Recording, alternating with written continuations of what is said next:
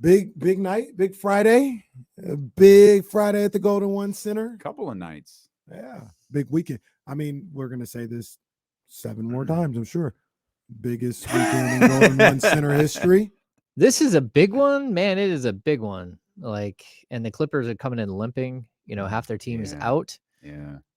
Not that matters, but they still have a lot of talent. But this is a big one because it's not just you can put them away as far as whether they could catch you. Yeah, that's what we were talking about earlier. Like, if the Kings got it done tonight, in terms of not in terms of the Clippers making the playoffs, but in terms of the Clippers and the Kings, does this kind of put the put the Clippers kind of out of that conversation? Yeah, that would right now they're 7 games up in the loss column, and that would be 8. There's no way with 20 games left and a tiebreaker. And the tiebreaker, yeah, because they have a 2-1 advantage as of right now. 9 games essentially because of the tiebreaker. Yeah. So this is a big game, especially. I mean, everyone still thinks that the Clippers are contenders for the title, and that the Kings may or may not be able to hold on to the 3rd seed, and one team has a 7-game advantage and a potential tiebreaker. Like, that's crazy. Even if if the Kings lose tonight, it's still a split. It's a 2-2 split. And so it'd get more complex on the tiebreaker front. So what's the next one? Is it conference record? I don't know. I think it is conference record. The one after the one-on-one, I think it's conference record. Okay. Yeah. Which the Kings have one of the best. One of the best conference records? I don't think I don't imagine it's better than conference. The Kings are 24-13 in the conference. It is one of the best. 31-12. That's Denver. Yeah, so what are they? 11 games over. They're the second best conference record as of right now. Oh, wow, I didn't even know that. I hadn't even looked at that.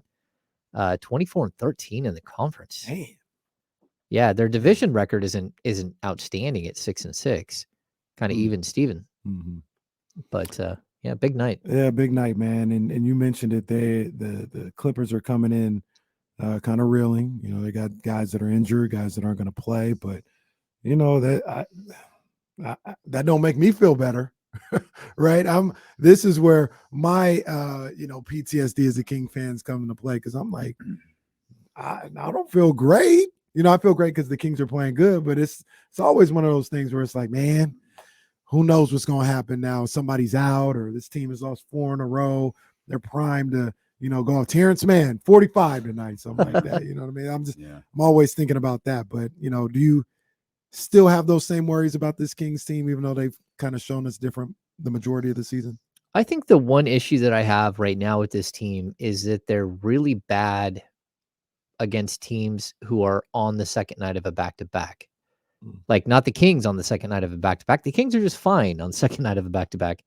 It's the teams that they play on the second night of the back-to-back that seem to drill them. They haven't won a lot of them, if any, this season. It's not great. So that's one of those things where, this Clippers team, they had a hard-fought game against the Warriors last night and lost. And, you're worried that they're going to come in with a little bit of extra oomph. And then, again, you have a back-to-back the next night against Minnesota, which is tough.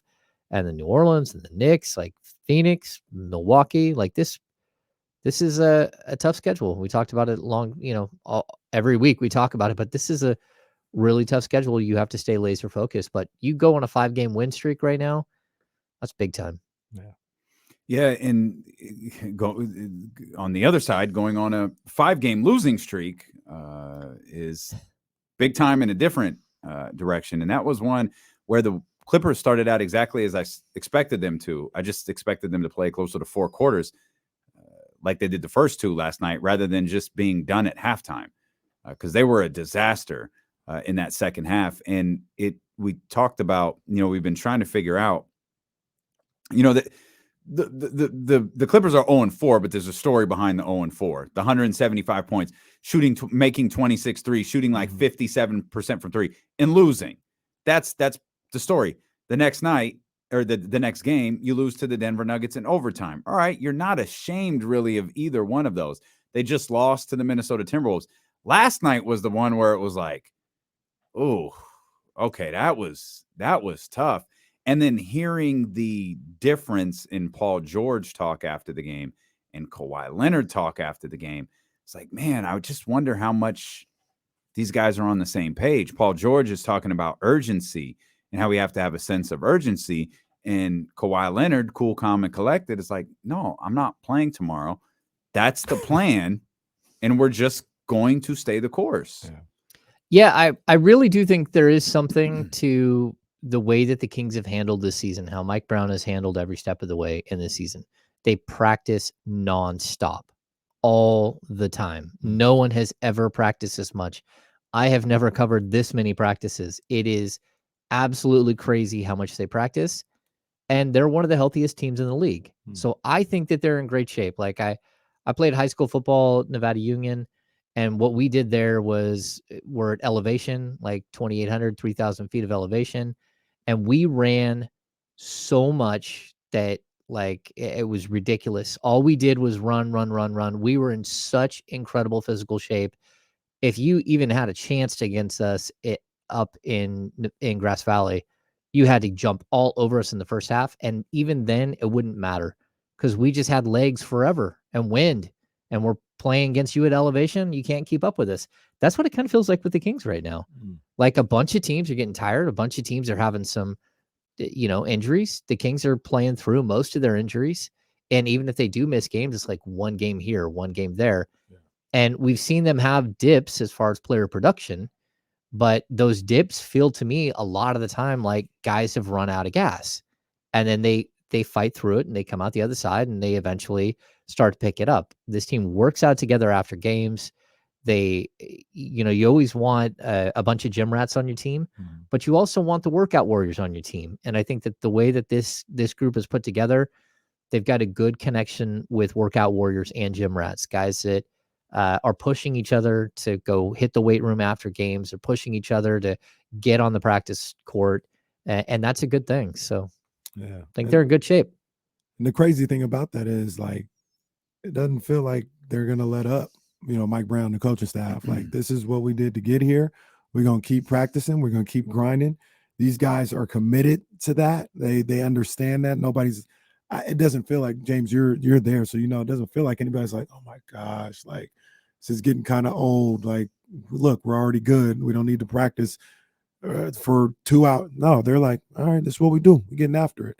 And it's the thing that we always talk about with everybody just seems to be in unison. Everybody's on the same page. It feels like from the outside looking in. You know why? Because they're the third seed in the Western Conference and they're 11 games over 500. It worked. It's because it worked. That's what every single one of them say. Like, who are we to question what he's doing? Like, whatever it is, and on top of that, the Kings know they're not good defensively. They need to practice more. They need to figure things out on the defensive end. So that requires more and more and more work. And they're willing to do it. And and a lot of it is because of the payoff. They see that whatever they're doing is actually working. And again, that's why you have teams or coaches that can get away with doing this for years and years and years, whether it's in the league or whether it's, again, a high school team, whatever. You have coaches that are known that, like, it works. Whatever I'm doing, it works. So you're going to get on board with what I'm doing, and we're going to win just like we always win. And that's a big thing. We got a little, stop me if you've heard this before, carried away talking to Trista. So we're going to step out here real quick. We're going to come back. We've got a lot more with James Ham leading into tonight's epic rematch against the Los Angeles Clippers at the Golden One Center. So we'll come back with more James Ham here on Sacramento Sports Leaders. Steve and KC on ESPN 1320. James is a historian. He might be able to get this. Do you know who's the number 4 all-time leading scorer in NCAA history? Very random. It's Christian Laettner? No.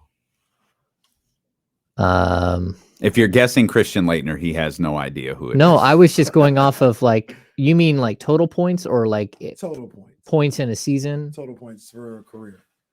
Huh. Pistol Pete's number 1, by the way. Pistol Pete's number 1. I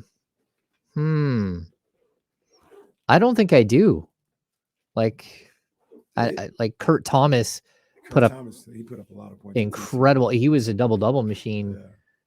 I think he led the nation in scoring and rebounding like 2 or 3 years in a row. Knowledge. I remember he used to get buckets. Yeah. But no, obviously the only reason I'm asking is it has Sacramento ties. Lionel Simmons is the number 4 all-time leading scorer. Interesting. I didn't know that till last night. That's crazy. And you do know that Jerry Reynolds had a trade for I think it was Lionel's second season. Mm-hmm. He had a trade of Lionel Simmons straight up for Detlef Shrimp. I think I remember him saying. And owners wouldn't approve it because they were worried that they were going to have to pay Detlef. And Jerry was like, "Yeah, you got to pay him because he's really good." Like, and they're like, "Well, we already have Mitch." They're like, "It's okay to have 2 really good players." Jerry's like, "Come on now." Man, and Jerry was going to set us up. We was going to be cooking. Ownership wouldn't do it. Yeah. Detlef, Mitch, Kobe. Yeah. We're about to have everybody up in here. Yeah.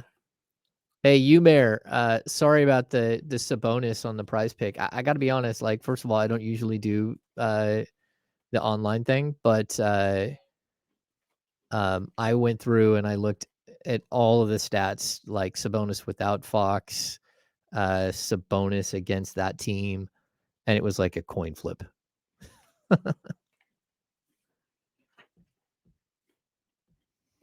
So, as I prepare for the game that I want to see, I saw Sac State's logo on there, and it's softball. St. Mary's versus Sac State playing right now live at Sac State. Sac State is 9-7. When have they played 16 softball games? It's just March 1st. And it's been cold. Yeah. What the hell? 16 softball games already. Hit the thumbs up, guys. I know we haven't really talked much about that, but if you guys could hit the thumbs up, that would be massive for us. We'd appreciate it. And go to ESPN1320.com to enter to win tickets to AEW next week at the Golden One Center. It's a good question by Bebe. It's like Bebe's kids. Did I say that funny for you? It sounded. You said it correctly. It just. You didn't expect me to be able to say it correctly. I see. Baby. It's like Bebe's kids. Baby, is it easier to grasp a game as an analyst reporter watching live or on TV? I'm going to say, I mean, I prefer live because you're able to, like, while you're bouncing back and forth between writing and watching, the crowd helps tell the story. So, you can glance down, like catch a basket, you hear the oohs and ahs of the crowd. So that makes it easier. At home, I guess the one good thing is you can back it up and watch it again, but that's usually not what I'm doing. I'm like flying as fast as I can.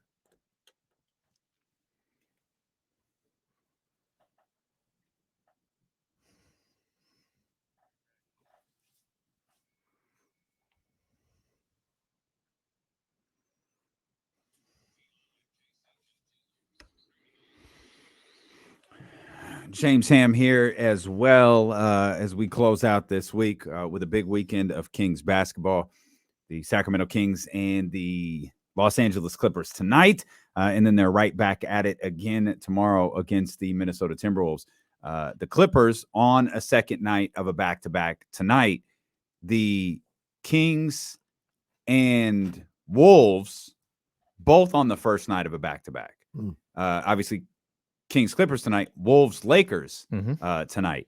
So kind of an even playing field tomorrow when the Minnesota Timberwolves get in here. You guys were talking a few moments ago about why this Sacramento Kings team is in the position that they're in. And I mean, simple enough, they're winning. But there's some things that I've picked up on, Hammer, in some video that you posted from De'Aaron Fox and just in De'Aaron's overall demeanor. He, and I don't think by accident, everyone else you talk to, they look laser focused. Like, it's cool we're 11 games over 500. It's cool we're in third place. That's not what we're here to do. We're here to do much, much more than that. And they're speaking the way that they're playing. They're speaking with a level of confidence that some people haven't seen in their lifetime from Sacramento Kings. Like, they're speaking in a way that we've never heard them talk before. I always point to the Clippers video. De'Aaron getting the defensive player of the game chain. Speech. Let's go get two in Oklahoma City together on 3. And he enjoyed the moment. He took the moment in, but it's like, we're going on the road. We've got games we've got to go win. Let's go get the job done. Yeah, it's funny because he's so, like, if you're around him, he's cocky. He always has been. It's his personality to be that way. But at this point, there's such a confidence to him, and he just feels like everything has fallen into place. He just flat out gets it. He gets why he's talking to the media. He gets why he's, what he's supposed to do on each and every night. Like, everything for him at one point has just come together. And I'm going to give a lot of credit to Mike Brown for that. I'm going to give a lot of credit to Domantas Sabonis for helping him, be that player. I'm going to give a lot of credit to Harrison Barnes for being the vet in his ear every day. And then I'm also, having Malik Monk there, having one of, Malik even said it yesterday, it's one of my best friends. We got to go out there and score, 87 points together at the NBA level. That doesn't happen. And that's one of my best friends. We got to go out and thump somebody. And so, like, there are these things that the Kings have done to help, like, stabilize Fox, but also to prop him up in very specific ways, and you got a guy who can just shoulder so much of the weight in Sabonis. You got a guy who, brings all the fun and the crazy and the energy, but it's also like a brother to him and Monk. And then you have Mike Brown, who's been like a father figure to a lot of these guys. Like, right away, they get him and he gets them and, like, can push them the right way. Mike pushes him so hard. And that's exactly what De'Aaron's been asking for years. It's what he's been asking for. Like, he didn't want a laid back guy. He wants a guy who's in his face and directing traffic and telling him what's right and what's wrong. And he finally got it. And again, I think it's just everything coming together in one season at the perfect time. Again, credit the wife. Rasay has done an excellent job of building a support system for him. It's a basketball life that they live. And so they eat, drink, and sleep the sport. And it's good. Like, it's fun to see a player, because he's not the first player I saw get drafted and you get to watch their career arc and see where they go. My first season was DeMarcus Cousins' first season in the pros, and I watched him grow every step of the way. But then at the same time, I watched them draft Jimmer. I watched them draft Thomas Robinson and Nick Stauskas and Ben McLemore. But, like, my point isn't that those players, like, fizzled out or whatever, but you're for all of the good that we saw from, the Cousins run or from Fox's run, there are all these others that don't make it. So it is really cool to see a guy make it and they get to see him, like, reach his potential in Sacramento, because now we're looking at, he'll pass Mike Bibby next season for the all-time assists for the team. He's got about 2 years, and then he'll pass Jason Thompson for the all-time most games played by a Sacramento Kings player. It's a hell of a sentence. Yeah, I know it is. Hell of a sentence. There could come a point where he gets Mitch Richmond's, all-time scoring lead here in Sacramento, which is, I think, like 25,000 points or something. James, look, we said it. I forgot what particular game it was. Might have been the Portland game, but it wasn't because of the Portland game. It was just like a realization, like, he's on track to being the greatest Sacramento King of all time. You know what I mean? And that's part of the journey. And you talk about all these guys that were drafted or whatever. That's the part of the journey that I really get wrapped up in when you talk about De'Aaron, because even with DeMarcus, you can't tell. Like, when he was drafted, it was like, oh, we got DeMarcus. He's a good ball player to go with Tyreek. Like, that's going to be awesome. When the Kings got De'Aaron Fox, it's like, we've got the savior. He's coming to save this franchise. And it's just two different, like, expectations, right?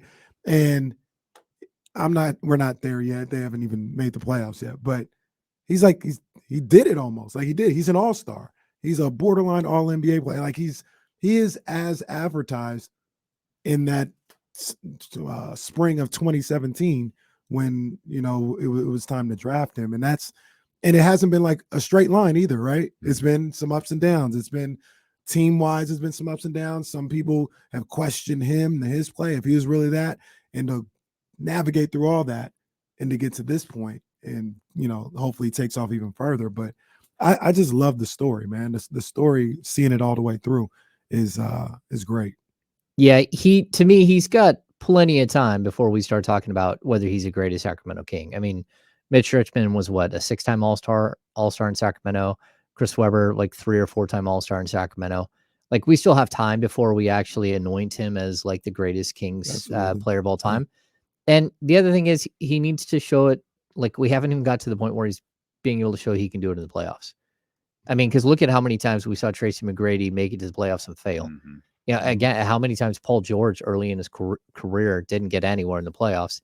Like, we're not to the stage where we know like what his end story is going to be, what like sort of his legacy is going to be. Where I think like we can look at Damian Lillard and say Damian Lillard is the greatest Portland Trailblazer in the history of their franchise, even though they've got some greats and long history in the league.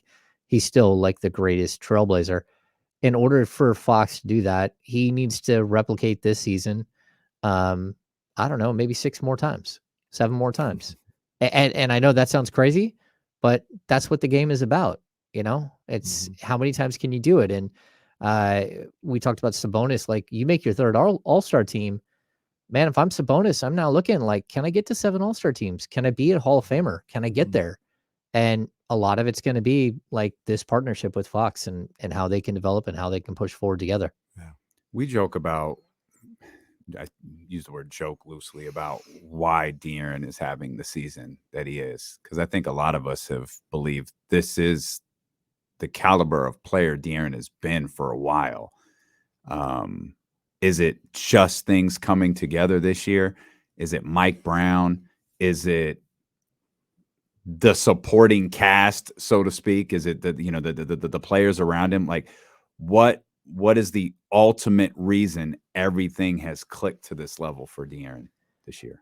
Yeah, it's a good question, and I don't think we fully know the answer yet. I mean, because like 2 years ago, he averaged 25.2 points per game. Like, he was incredible then too, but we didn't think of him in the same light because they weren't winning. And it didn't matter. It doesn't matter how many points you score if you're just on a bad team.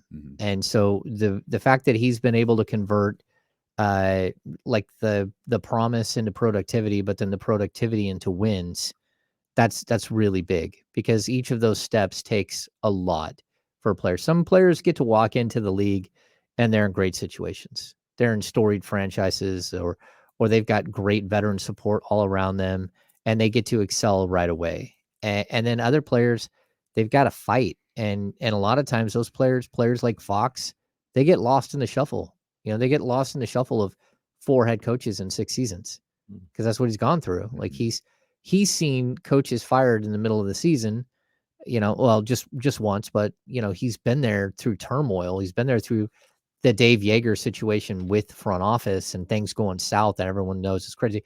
Just like I'll say the same thing about DeMarcus. For as much as DeMarcus was, you could put some of the blame on DeMarcus for things that happened. He started with Paul Westphal, Keith Smart, then went to Michael Malone. They get rid of Michael Malone, and we go through George Karl and Ty Corbin that season. And then, that's a lot of instability. That's 5 head coaches right there. And then on top of that, we're going to try to relocate the franchise twice. Yeah. Like, we're just going to mess with you and everybody else here. And then we're going to leave you hanging out there as like the only ones to answer questions. Like, what this franchise has done in the past to like take some of these young players and just put them in like a situation that you can't succeed in is crazy. And now we've got to a point where I don't feel like the franchise is doing that. They've put them in a position to succeed, and it's hands off, and like, go ahead and go win. Let's see how this thing goes. Yeah. In your opinion, James, you're there at the facilities and everything. Damian talked about a level of focus and confidence. Do you get that? We get that from De'Aaron Fox. Do you get that team wide from these guys? That, last week I was talking about how, like, I didn't think they felt the weight of the moment. I thought they were like energized by it.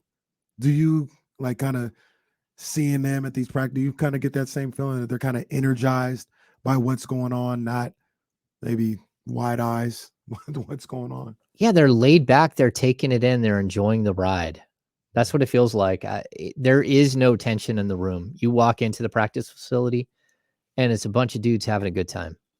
Like, I don't know. Did you guys see the Mike Brown video today? Where Luke Laux went. Yeah, we kind of got to peek at it. It dropped during the show, but we got the gist of what happened. Just incredible that. And they're like, the run has been great too. What they're doing with the run is spectacular. Yeah. But to capture that moment where they literally had called him into the office to tell him that something had happened with one of the players, and they set this whole thing up, and then they like raise a chalkboard, and it's he's Western Conference Player of the Month. But the emotion that came out of him, the emotion in the room, his coaches getting like teary-eyed, you can see it all around the table. Like this group feels like a family, better than any of the other teams that I've covered. And that's not to say that it's been like just the worst, like they have the worst culture ever. The worst culture ever, ended a few years ago. Like you could feel that. And then the last couple of years, it's been, good vibes. It's been, they don't win, but for the most part, it's been good vibes. You got guys like Corey Brewer that come through town and have a good time. There's been some stuff with guys that don't want to be there, like, your Buddy Hield situation or your Marvin Bagley situation. But the rest of the other guys in the room, I've always felt like they just kind of pushed that out the door. Like they haven't been overly concerned. Okay. And then we got to last season where things just spun out pretty hard and they couldn't figure out what they were doing wrong. Luke couldn't figure out what they were doing wrong. They didn't want Luke to get fired, but Luke gets fired because they can't figure it out. And I think a lot of those guys took that, like, they took it personal, but they also took it like the wrong way. They just kind of like let go of the rope and said, okay, this season's over. It's like, man, that was 17 games into the season. You got another 65 games or something to go. Like you can't just give up a whole year of your career. And it's why we started talking about guys like Harrison Barnes not wanting to be here and all that stuff, because it was clear at the end of last season, like Harrison wouldn't even have considered it at the end of last season. So have things changed? Maybe they have, but certainly the vibe of this team, each individual guy is bought in. They're all like having a good time. Are there guys that get left behind? That's the way it goes. This isn't Little League. Everyone doesn't get to play 3 innings. It is what it is, but I think the overall like feel of this group is good and everyone's pulling the same way. So let me revisit something 2-3 weeks later. Do you think everything that you say, because I feel the same thing, do you think everything that you just pointed out played into the fact that they did stand pat at the trade deadline, and we just always throw his name out there, but say Mason Plumlee will help you out. If him or Josh Richardson or anybody doesn't guarantee you a playoff series win, I don't want to fool with these guys. Like, is Monty thinking, I don't want to fool what we got? This is a really tight group, and I'd rather take my chances with this really tight group than possibly kind of messing with that a little bit in hopes that maybe we can get to another round. Like you bring KD in, he's getting you to another round. That's different. But like these little guys that people were talking about on the side, they may not do that, and you may have to give up Terrence Davis, who is well liked in the locker room, or even with everything going on, Rashawn Holmes is respected and well liked in the locker room, and maybe this just isn't the time for that. You think that played into it at all? I mean, I know that like not wanting to upset the apple cart with guys like Harrison Barnes was certainly part of the conversation. It was part of the conversation from like maybe 3 weeks into the season, a month into the season, where you're like, we might have something. That's when it was like, okay, I don't think we can do anything with him. And that's when that started. And like, I've had multiple conversations throughout the seasons, like they haven't wavered from that, but I think it's something that was established. Like they were willing to move him right before the season started. But once they got to training camp and once they got this thing together, and then once they started winning, everyone's like, okay, like we understand the delicate balance it is an NBA locker room. Let's not mess with that. Now that's one, but that's a huge, gigantic piece. So whether do you think before you continue, do you think that was because I think we all felt the same about Harrison at the end of last year, particularly the way like Harrison was talking. It was like, all right, like he's gone. He's had enough. Yeah, and understandably, by the way, completely Mhm. understandably. Do you think, because you say that the team was willing to move him before the season started, do you think that was more for the benefit of Harrison Barnes than necessarily Monty going, They oh, I wanted could to move on yeah, from him, like we yeah. could move him, or I can get something better for Sacramento, but okay, maybe this is what's best for HB. Whereas at the same time, keeping in mind, he's not going to take back, we'll just continue the trend, he's not going to take back Mason Plumlee for Harrison Barnes, but he couldn't find a deal. Hey, Harrison, hang tight. Hey, Harrison, hang tight. We're trying, we're talking. Hey, Harrison, hang tight. And then you get to the point, as you noted, 3-4 weeks into the season, where it's like, uh-oh. I'll say we this. might be good. You go back to his first season when he took over the team, Monty McNair, which is, I mean, he's only been the GM for like 2.5 years at this point, because he came in after the bubble, right? He learned very quickly, because that first trade deadline is when, Danny Ainge and all the like tomfoolery trying to get Harrison Barnes out of Sacramento, Yeah. where he kept like basically negotiating with himself and the media the whole time, right? Monty said, even then, he said, like, very specifically, I talked to him about it, he said, it's not about this year. He's like, if I don't have Harrison, who's under contract for another 2 years, how bad is my team going to be next year? How bad is it going to be the year after? Like, there isn't someone else coming up behind Harrison that's ready to take his job. I don't have it. And can I get that guy in free agency? Can I trade for that guy? Like, what am I supposed to do if he's not here? And it was very quickly that he understood how important Harrison was behind the scenes. So I even coming into this season, it wasn't about like finding a soft landing spot for Harrison Barnes or doing right by Harrison Barnes. Monty looked at it like, if he could help the team maybe get younger, maybe solidify the position long term, maybe get a guy who's under contract for 4 years, maybe get a guy, like, just to throw out a name again, like a guy like John Collins that's already locked up, and you don't have to worry. You shave 5 years off his NBA age, but also he's under contract for 4 or 5 years, right? So that's where I think Monty was willing to play. He wasn't just going to give away Harrison Barnes to make Harrison happy or to like move on, because he understood that if you don't have Harrison, just like we've talked about something, you don't need to lose Harrison Barnes. You need 2 or 3 more Harrison Barnes. You need more of those guys. Right. And that's what I think he did. He went out and found a Malik Monk. He went out and found a Kevin Huerter. That, are they as good as Harrison Barnes overall? Maybe not, but they're in the same category of players. They can help take load off of Harrison Barnes. Can I interrupt? Uh-oh. Chris Haynes. Sacramento Kings forward Rashawn Holmes is suing the Sacramento Bee and staffers for defamation over 5 individual articles that were published alleging defendants intentionally and maliciously published claims of child and domestic abuse by Mr. Holmes, despite easily accessible evidence to the contrary via court filings. That's according to attorney Camille Vasquez. He includes a statement. These actions are a coordinated and malicious effort to deliberately defame Mr. Holmes, a devoted father, son, and teammate. We will pursue all available remedies to rebuild from the damage that the Sacramento Bee, Epley, and Ms. Holmes have inflicted on Mr. Holmes. I assume he's talking about his ex-wife. Yeah. Despite the publicly available court decisions disproving each of these allegations, this narrative will have a lasting impact on Mr. Holmes' life and career. Mr. Holmes will continue to be the outstanding father, player, and community member he always has been, and we look forward to this matter being resolved. Can't say I blame him, man. That was nasty. That was nasty last year.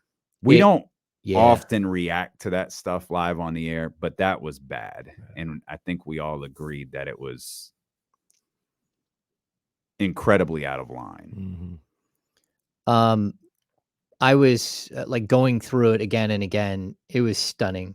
It was stunning that the Bee did that. It was stunning how they took that information that they had, how, like, even in the like we're not going to convict Mr. Holmes, but the next line, the next header of the next section in bold basically did that exactly. How it laid out like its case against the NBA and the Sacramento Kings specifically about domestic violence and how they haven't stepped to the plate. And then in that, they ignored Darren Collison's 8-game suspension from the Sacramento Kings, not from the NBA, from the Sacramento Kings for his domestic violence situation, ignored it completely.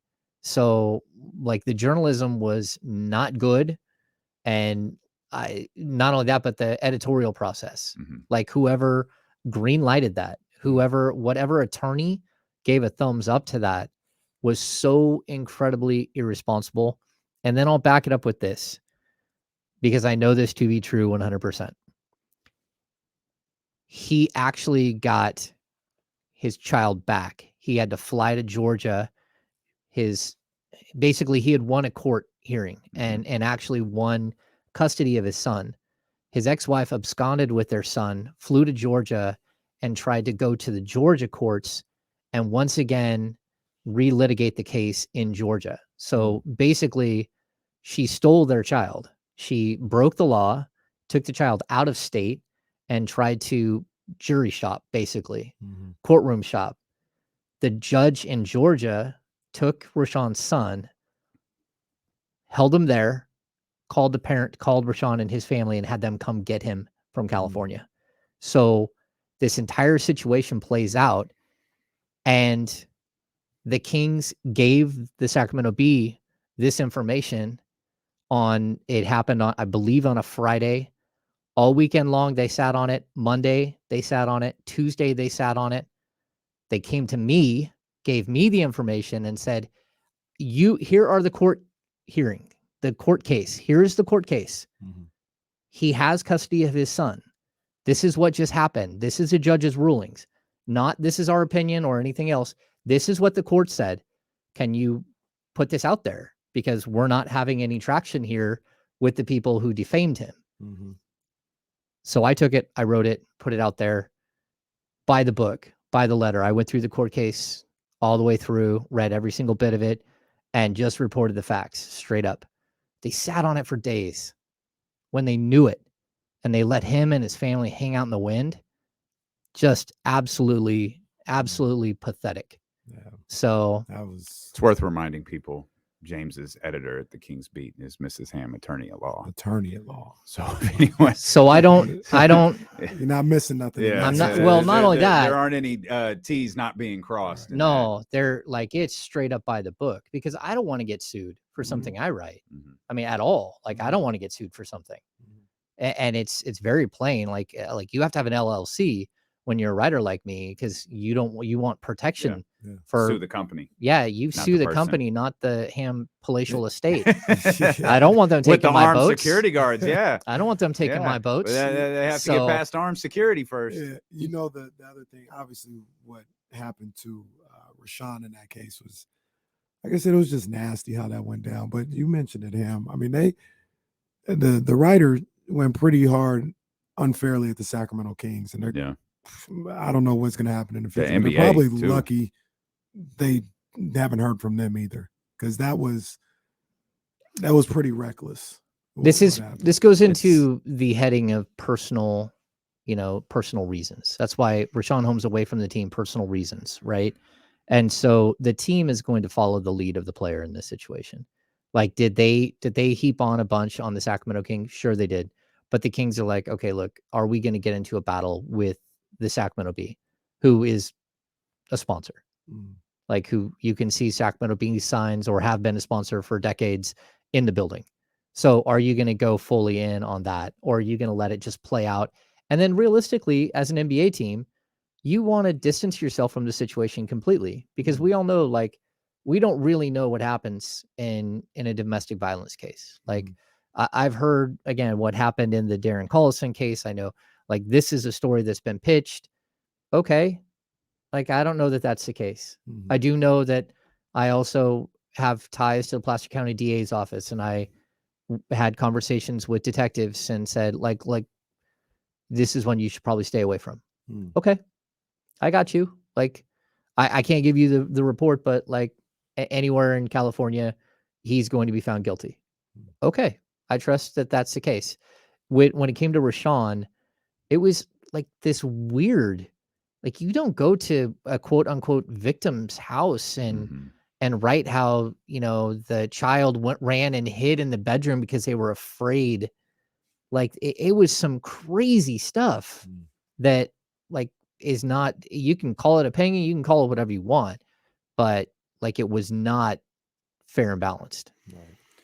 Those just tuning in, Chris Haynes reported the Sacramento Kings forward Rashawn Holmes is suing the Sacramento Bee based on those articles that were printed, I believe it was last year, regarding the situation involving his family and his son. We obviously love Chris Biederman, Joe Davidson, but they work for the Sacramento Bee. They are not the Sacramento Bee. Right. And you can throw Jason Anderson in there too. Like they did not go to their sports department to write this. Yeah, it was outside of the sports department. Yeah. Okay. Okay. I mean, you share information, right? And you share stuff.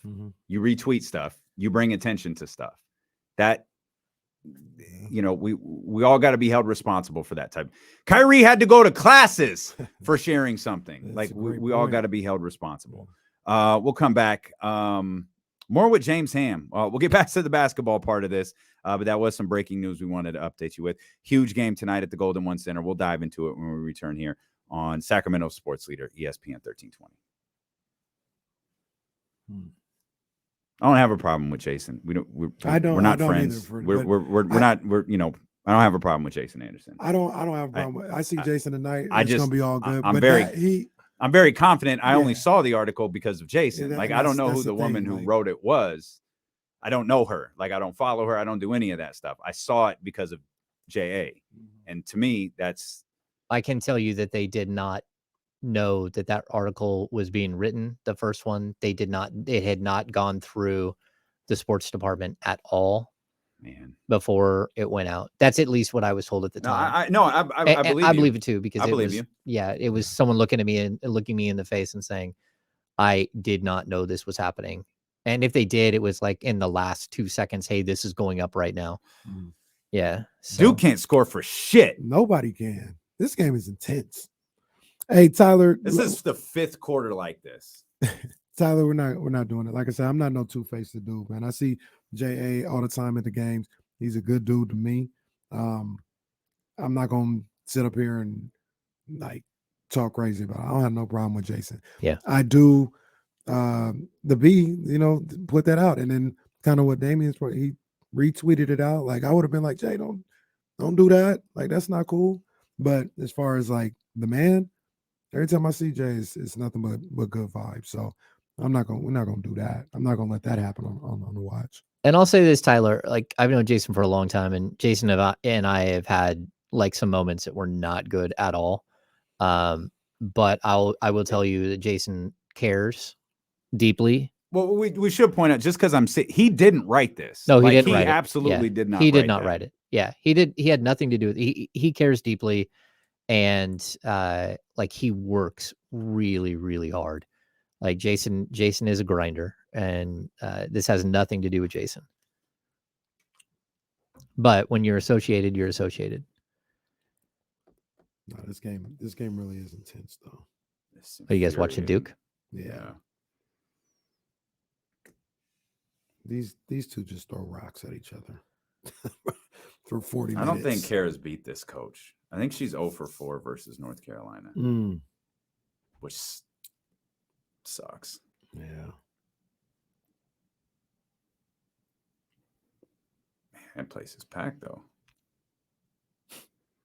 Packed dish. Greensboro, this would be a good game out there. Yeah. Oh, man.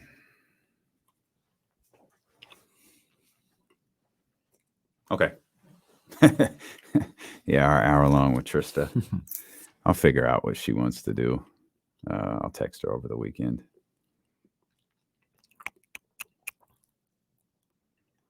She does work a lot. That's pretty crazy. grinding. Hit the thumbs up while you're here, man. Another really solid streaming day, man. We appreciate your guys' constant support, man. Hit the thumbs up. Hit the subscribe buttons. Maybe if you hit the thumbs up, Duke can make a freaking basket. I'm definitely going for Duke. But I just got to say, Deja Kelly, that's my girl right there. That's fine. There's no but after that sentence, though. Can't be a but after that sentence. I'm going for Duke. Okay. There can't be a but, though. There can't be a but after that. I'm like Deion Sanders. Deion Sanders, he eats Seminoles all day, but he'll go help Ed Reed out. Yeah, well. Deja Kelly, that's my Ed Reed. That's my girl. South Carolina won by like 30 today. Jeez.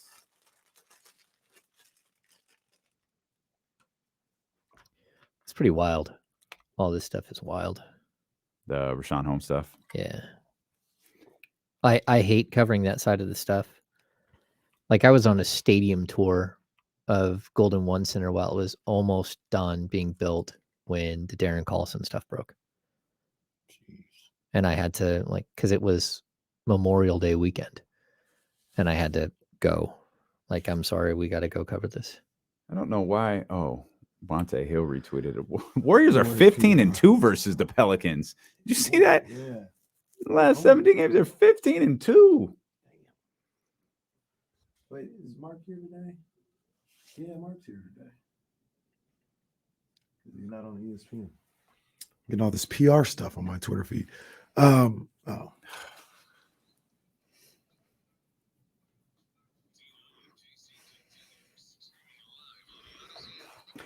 Live on twitch.tv/ESPN1320, youtube.com/ESPN1320 as well. The creator, the Kings Beat, and our 1320 Kings Insider, James Ham, here with us on this Friday as we get ready for the Sacramento Kings and the Los Angeles Clippers. Want to mention this one more time for those just tuning in on the radio. Sacramento Kings forward Rashawn Holmes is suing the Sacramento Bee and staffers for defamation over 5 individual articles that were published alleging defendants intentionally and maliciously published claims of child and domestic abuse by Mr. Holmes, despite easily accessible evidence to the contrary via public court filings. Hammer, the segue there is Rashawn is in fact out tonight, and it's being labeled as a non-COVID related illness. So these two probably don't have anything to do with each other, as you could simply rule out Rashawn Holmes because of personal reasons. That wouldn't be new, but Rashawn Holmes is inactive for the game tonight. Yeah, he's inactive. De'Aaron Fox is active. He will play. And most people know by now, Kawhi Leonard is out.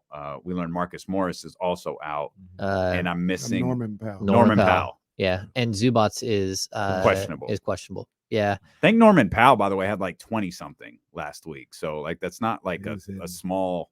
Is that damn Batum Of course, there out? were 175 points scored. So is that damn Nicholas Kevin Durant Batum? Is he out? Well, the good thing is, hitting everything. When you take Kawhi and you take Powell out, it may allow you to spend a little bit more time dealing with Batum.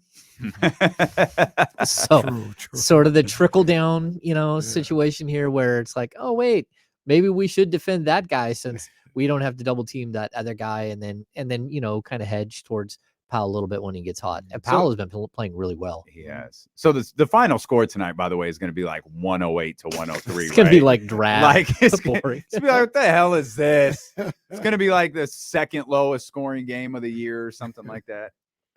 Watch out for Terrence Mann. Yeah. Watch out for Terrence Mann. Oh, there's plenty of players to watch out for tonight, even with those guys out. But I guess we shouldn't gloss over that. I think we had gotten so comfortable with your reports from practice and De'Aaron's verbiage that we thought it sure feels like De'Aaron's going to play tonight. And he is playing. He has been listed as available. So De'Aaron is going tonight. Yeah. I've never had a player go to practice and then speak to the media and then not play the next day with an injury like that. Players who are injured don't have to speak to the media. There's a certain amount of time that eventually they have to be handed to the media, but initially they don't have to. And he came over and talked to us yesterday.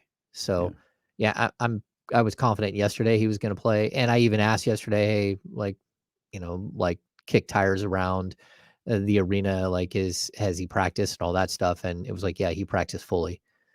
So sources had confirmed to me that he had practiced fully during yesterday's session, including all the contact drills and everything else. So it was fully expected he would play today. We talked about it a little bit on Monday, I think it was. And I agreed with you, Ham. Like you don't mess around. You haven't clinched anything yet. You're not there yet. But I do kind of feel like, not to go Alvin Gentry on you, but if it was a playoff game or a playoff like game, I think Fox would have played on Tuesday. But they looked at it as, it's not a guarantee, but let's see if we can give him a little rest. Because everybody talks about the legs being back from the All-Star break, and the numbers show that that's the case. I was worried about the legs after Friday. I said, I don't know when they're going to get the legs back from Friday. And you looked at that situation and it's like, well, one of the guys we can give, a little extended rest to.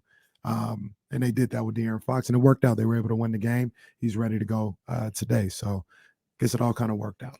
Yeah, and I saw it on Sunday. Some people have argued with me on social media about it. I saw that they had tired legs on Sunday. That was the third game in 4 nights. Sure. And then one in the middle. Yeah.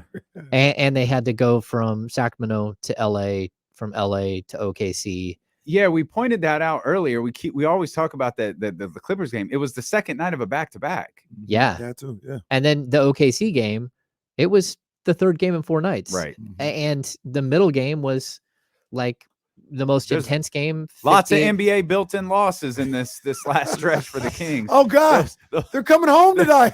Oh no! First game back from a road trip. Those are deadly, James. First game back from a road trip. It's gonna be tough. Yeah. Wild. I never I don't get the first game back from the road trip thing. I don't either. I think it happens, but I don't get it. If you're back, you're back. I think one good thing is Mike Brown has been hard on these guys and running them out there nonstop, but he also gave them Wednesday off. Like he knew they were all coming back, and it's like, you guys go ahead. You haven't seen your family for a couple of days. Like go run your errands, go pay your bills, go take care of business, and we'll see you the next day. And that's a good thing. We've got a run-in. Kyle Matson's here. Oh, that's gotta be Kyle. That's Kyle Matson's music. Kyle. Yeah, that's Kings fan. Kyle Matson. The world's biggest Kings fan. Yes. Hello, LTB, baby. Kyle, give us a feel the roar. Just feel the roar. Oh, you gotta feel the roar, baby. Let's go. I'm just decked out head to toe, purple and black. Yep. I got my Tyreek Evans jersey on, and I'm rocking and rolling. Very good. Very good. Oh, never mind. It's Pooh Jetter. It's a Pooh Jetter. Shout out Pooh Jetter. He got a shoe store in LA. Big up store. Okay. Pooh got a store. All Pooh right. Good Jetter. stuff. What's up, Kyle? Oh, nothing, man. I'm chilling, walking through the city. Decided I'd call you guys. I haven't gotten to hang out with you lately. My work schedule changed. That stinks. But I had a couple minutes, and I wanted to say hi because I am such a huge Kings fan tonight. And I wanted to talk to my favorite guys to talk Kings with. Very good. And he's being serious because he knows the Warriors are cooking right now. And if we could get rid of those pesky Clippers, that puts the Warriors in a better position. Are you, and I know how you are you feeling this Golden State Warriors team yet or no? I mean, as much as you can without Steph in the lineup, it's fun, but we've seen them win 5 in a row earlier in this year, but that was also this is the first 3-game win streak that they've had, 4-game win streak, where it's they've won these games.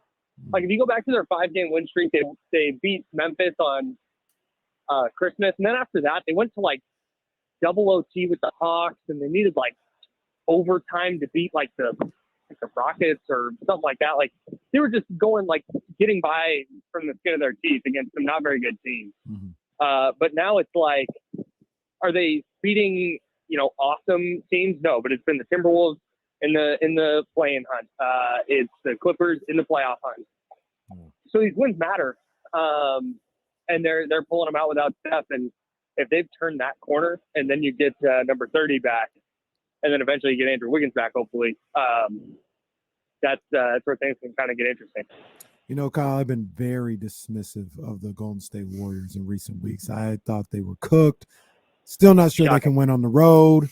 Still not sure they're going to get 10 victories on the road this year. However, I told Damian the other day in that Portland game, because Damian's been saying, like, keep an eye on them.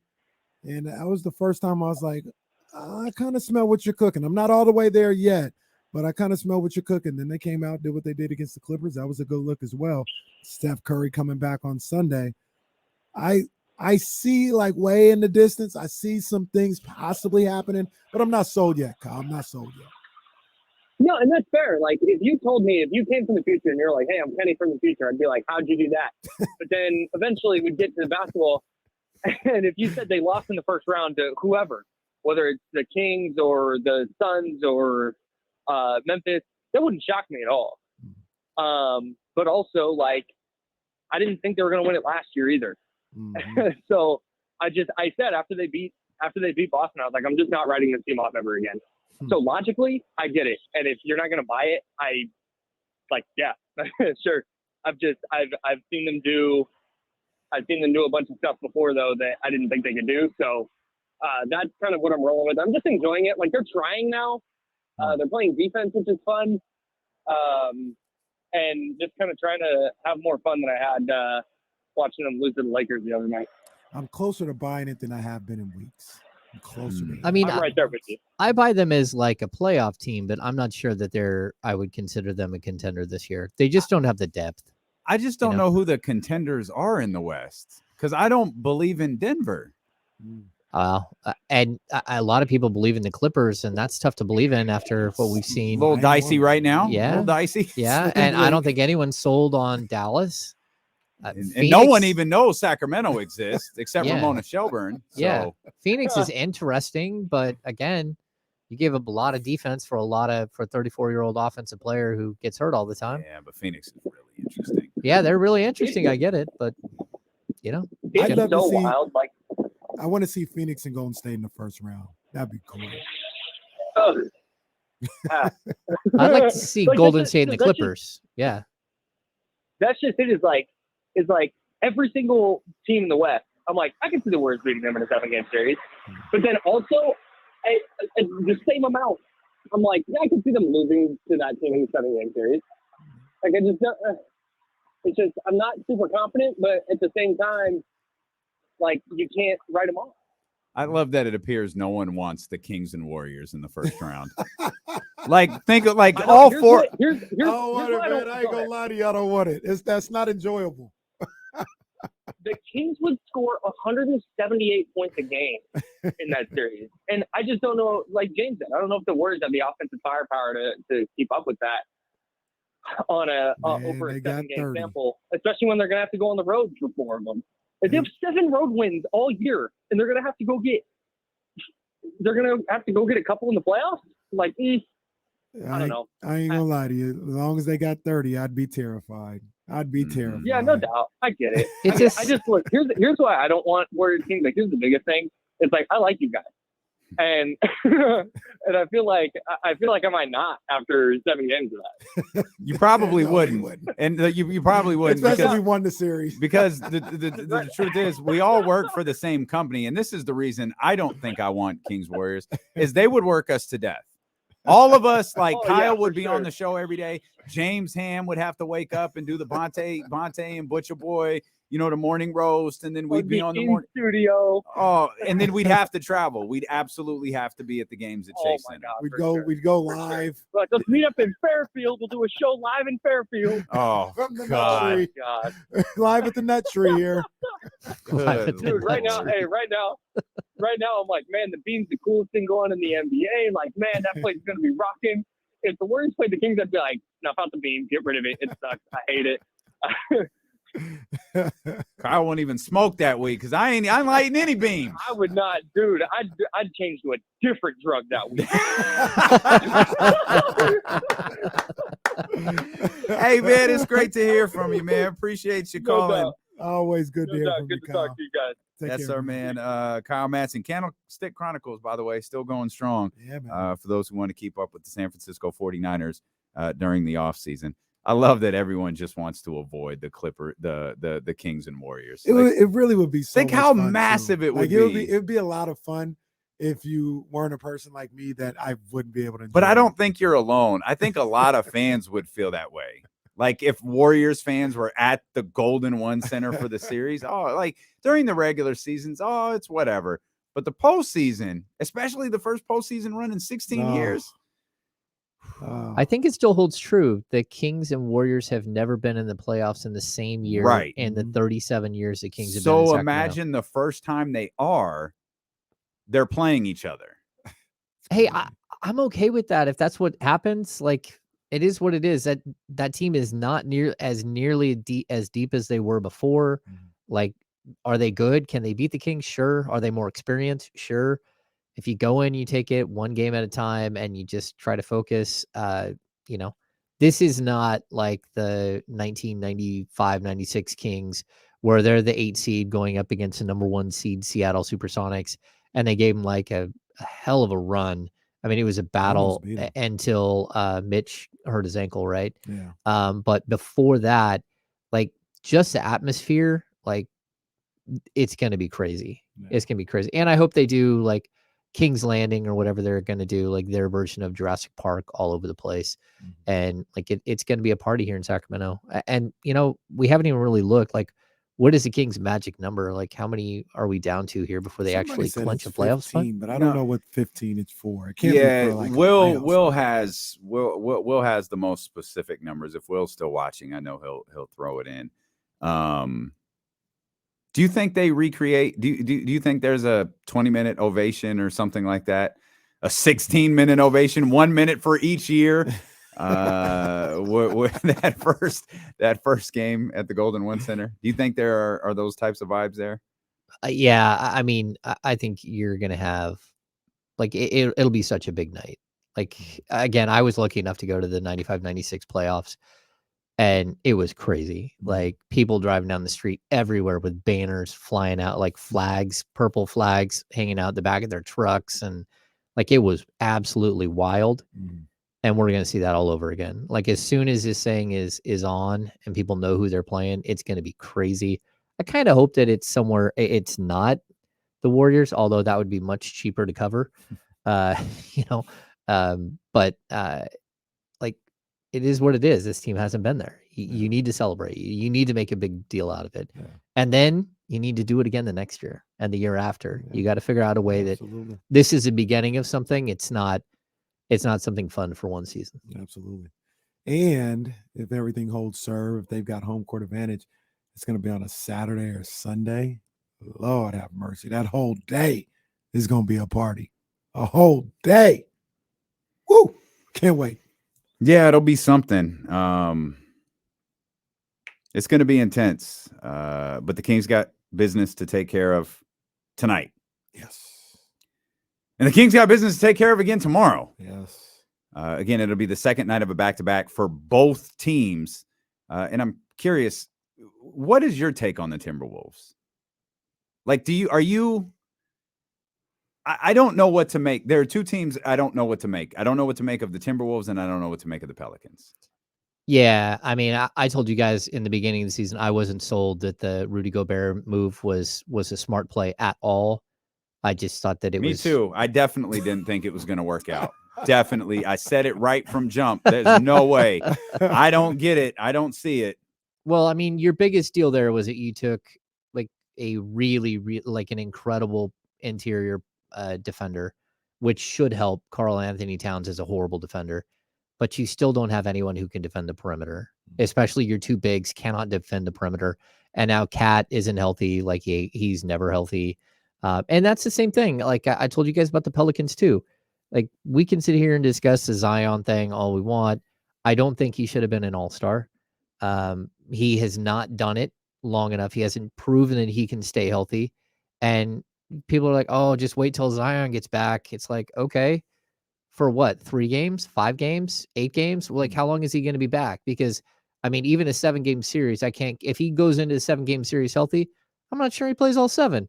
So, like, what exactly they're dynamic when he's there, but basketball is about, like, it's a 5-man game and it's a 9-man game or an 8-man game where you're working with a group so closely that you know where you're going to be at every moment, and like the chemistry and all that stuff, it does matter. And not having guys for most of the season and then trying to tuck them in. I mean, look how good the Sacramento Kings were in, was it 2002, 2003, after Chris Webber was out the whole year and then he comes back right at the last second, or was that the 03-04 season? Right at the end of the year, that was the best team in basketball. And Chris Webber, the best player on that team, blew the team unity, and they lost in the playoffs. And so after blowing the Pacific Division lead, like in the final weeks to close out that season, they were just so good. And that's what I mean. Like, just because you get Zion back, Zion hasn't been there for like 30 games now. Like, it's not like you just like turn it on. Oh, and now you're going to win every game. Like, is everyone just going to forget? Is Brandon Ingram just going to forget that everyone was like talking the little quiet murmurs around everywhere that he's missing all these games with a sore toe? Maybe he does, but I don't know. So there's a lot that has to go on for those specific teams. Like, how do you figure out? They don't know who they are. We're this deep into the season. Cat and Rudy Gobert haven't even really played together. So I don't know. They still should have beat Minnesota. They're up 10 with like 2.5 left in game 2. We're about to go up 2 games to nothing. Well, we don't have to relive those painful memories. Like we've got stuff to look forward to tonight. We've got stuff to look forward to this weekend. We've got De'Aaron Fox back in the lineup. We've got a depleted Los Angeles Clippers team on a 4-game losing streak right now. Make it 5. Russ wasn't great last night, but Russ was really, really good in his debut against the Sacramento Kings. He's actually been really good in every game he played with the Clippers, with the exception of last night. I have my concerns about what Russell Westbrook can do, because you look at the Warriors last night playing off of him. Like, that's fine. Russell Westbrook showed last week he can penetrate, get to the basket against Sacramento. We'll see what happens, man. I'm looking forward to it. I'm going to go out on a limb. We don't get 350 points tonight. I'm not going out on that limb. I'm willing to take that dive. We're not getting 350 tonight. 174. You stop it. You stop it. Well, they might do that because Miss P's here. Yeah. They might show out for Miss P a little bit. We appreciate you so much for being with us.